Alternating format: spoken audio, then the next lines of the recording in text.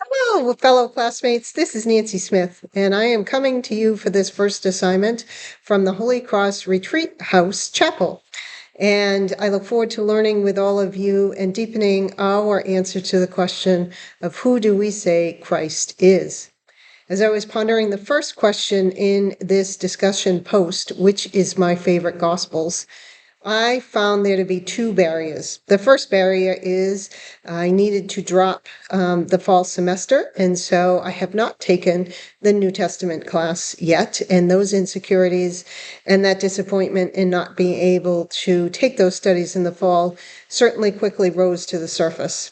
The second barrier, the second insecurity that rose quite quickly in deciding what is my favorite gospel is the fact that I have very limited study of the Bible. So I can't say that I have an off the top of my head for dynamic reasons what is my favorite gospel.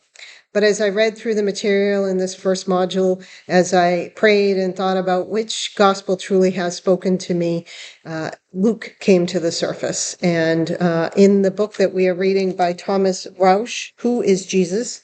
In Introduction to Christology, the chapter on the preaching and ministry of Jesus, pages 80 to 82, really helped me crystallize that I believe Luke is probably the gospel that has had the most significant place in my faith journey.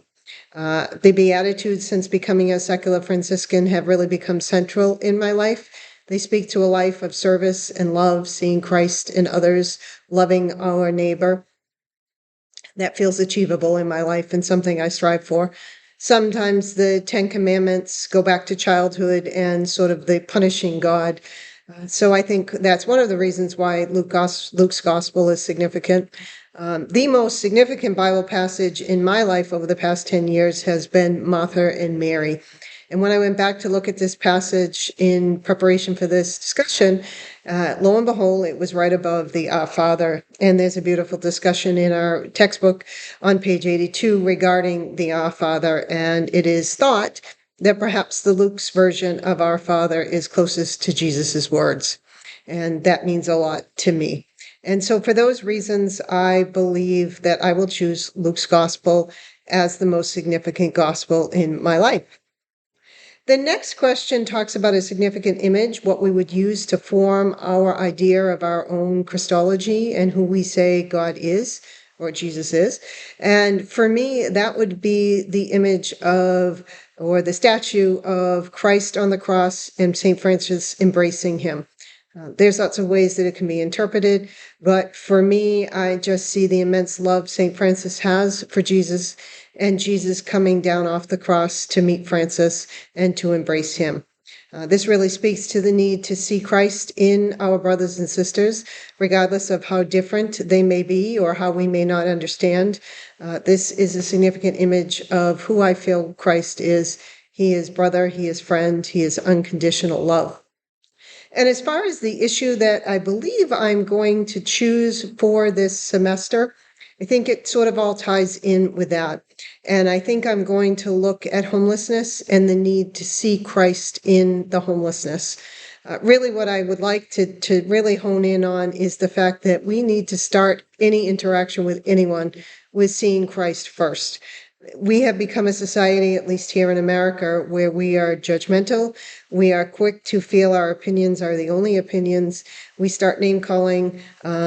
We can be a very unfraternal and unkind society. That's a pretty broad topic. So I think I'm going to hone in on seeing Christ in the homeless, what loving our neighbor actually means, what the image of Christ actually means.